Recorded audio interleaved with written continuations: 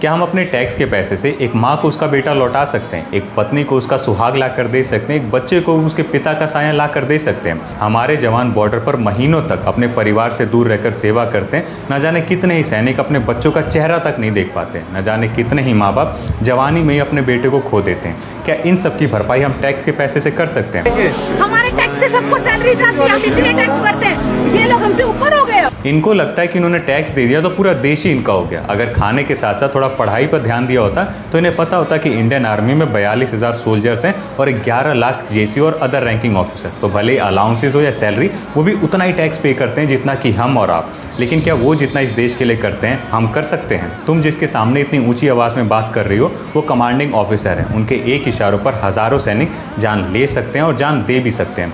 तुम वहाँ पिकनिक मनाने आई थी, लेकिन वो उन लोग का घर है। अगर तुम्हें मना कर रहे थे या रोक रहे थे तो कोई कारण होगा।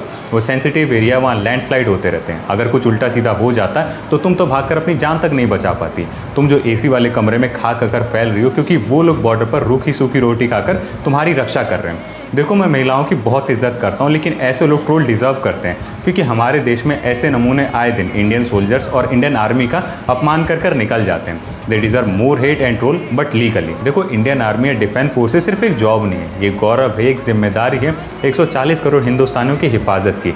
इस वतन के लिए न जाने कितने ही सैनिक हंसते हंसते शहीद हो गए, लेकिन इस देश पर आँच नहीं आनी थी। भले वो सियाचिन हो, कारगिल हो, ऑपरेशन सिंदूर हो। ये लोग उस जगह ड्यूटी करते हैं जहाँ ठंड से खून जम जाए, जहाँ गर्मी से पानी भाप बन जाए। तो भले आप जेंजी हो, अल्फा हो, मिलेनियल हो, नेता हो, अभिनेता हो, क्रिकेटर हो, किसी को भी इजाज़त नहीं हो कि इंडियन आर्मी का अपमान कर सके। जय हिंद, जय भारत।